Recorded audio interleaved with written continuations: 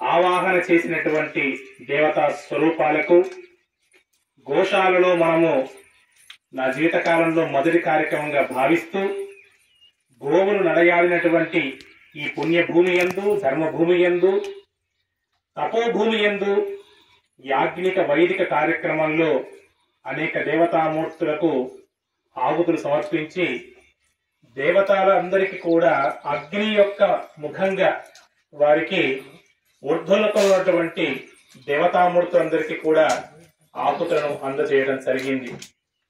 వేదంలో మనకు ఒక ప్రమాణం ఉంది. దేవీం వాచమజనయంత దేవాస్థాం విశ్వరూపాః పశవో వదంతి సానో మంద్రేశమూర్ధ్యం దుహానా దేనుర్వాగస్మానుపసృతైతు. దీనికి అర్థం ఏమిటంటే, మొదలు భగవంతుడు ఒక శబ్దాన్ని, తర్వాత ఒక గోవును ఇక్కడ సృష్టించాడు అని పెద్దలు చెప్తారు. అందుకోసమని చతుస్సాగర పర్యంతం గోబ్రాహ్మణేభ్యః శుభం భవతు అని. అంటే ఎన్నిసార్లు మనము ఏ వేదమంత్రాన్ని చెప్పుకున్నా గోవు బ్రాహ్మణుడు అనే పదాన్ని ఉపయోగించారు.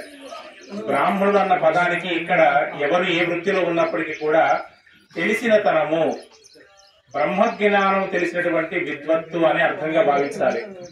గోవుకు మరొక పర్యాయ పదం లేదు. కాబట్టి ఎంతకాలమైనా కూడా, ఎప్పటికైనా కూడా తరగనిది పుణ్యనిధి అయినటువంటి ఆ గోశాలను పునః మళ్ళీ ప్రారంభించేటువంటి ప్రయత్నం కోసము శ్రీ నివాసుడైనటువంటి వారు, వారి దంపతుల యొక్క ఇద్దరి సహకారము చేత ఈనాడు ఓంకారేశ్వర స్వామి గోశాల ఆశ్రమం అనే పదాన్ని, ఆశ్రమం అనే పదం కూడా జోడించి, గోశాలనే కాకుండా ఆశ్రమము అనే పదాన్ని కూడా జోడించడం చేతనేమో బహుశా మహాత్ములు అందరూ కూడా ఈ ఆశ్రమానికి విచ్చేశారని భావిస్తున్నారు. మా పురోహిత పక్షాన, అంటే పురోహితులలో అనేక రకాల వర్గాలు ఉన్నప్పటికీ కూడా బ్రహ్మజ్ఞానానికి దగ్గరగా ఉన్నటువంటి, ఈ విద్వత్తుకు దగ్గరటువంటి మా పక్షాన, మా తెలంగాణ రాష్ట్ర పక్షాన, సరే గతంలో ఎన్నోసార్లు వారు ఇక్కడ ఉన్నటువంటి వారితో, లేకపోతే కారణాలు అనేకం ఉంటాయి, అది అప్రస్తుతం. కాబట్టి ఇప్పటి నుంచి మా తెలంగాణ సంఘం కూడా ఉంది, కనిపెడుతూ ఉంది అని ఒక భావనను ఇక్కడి నుంచి చేస్తా ఉన్నాను. ఎందుకంటే మీ అందరికి ఆశీర్వాద బలం చేత. ఎందుకంటే ఎక్కడన్నా శ్రేయాంసి బహువిజ్ఞాని ఒక నానుడు ఉంది. ప్రతి మంచి పనికి ఎప్పుడో ఏదో ఒకటి అడ్డంకు వస్తూనే ఉంటుంది. కానీ క్షీరసాగర మదనం చేస్తే కూడా ఫస్ట్ కూడా ఆలాహలమే వచ్చింది. కానీ వడిసి పట్టే శక్తి ఆ పరమేశ్వరుడు కంఠమందు భూషణంగా చేసుకున్నాడు.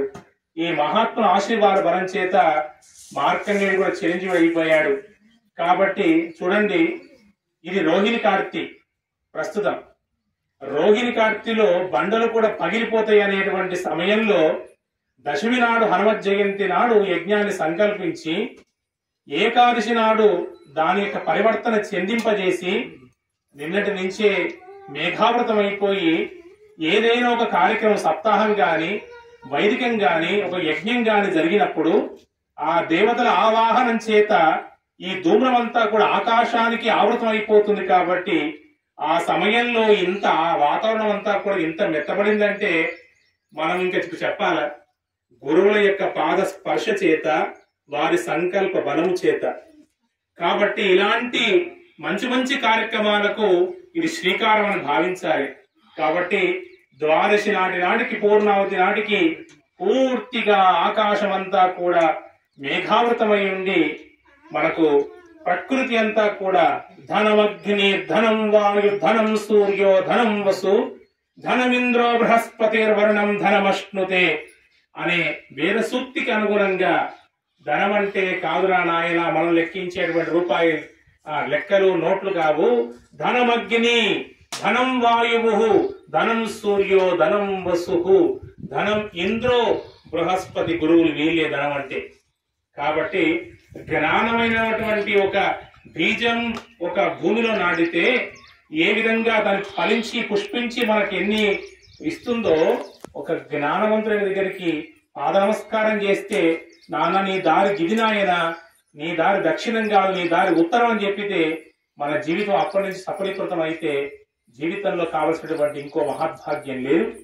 కాబట్టి ఆహ్వానించినటువంటి శ్రీనివాస దంపతులకు, యాజ్ఞికం చేసినటువంటి భూమానంద పంతులు గారికి, నాతో పాటు వచ్చినటువంటి పురోహిత బృందానికి, ఈ కార్యక్రమంలో పునీతులైనటువంటి ఆ యొక్క భక్తులందరికీ కూడా మనసా వాచా కర్మన మీ అందరికీ మేలు జరుగుతుందని నేను ఆశీర్వచనం చేస్తూ, ఈ గురుని ముంగట నా మాటలో ఏమైనా తొత్తరపాటు చేత పదభ్రష్టం జరిగిన వారు మన్నింతురుగాక.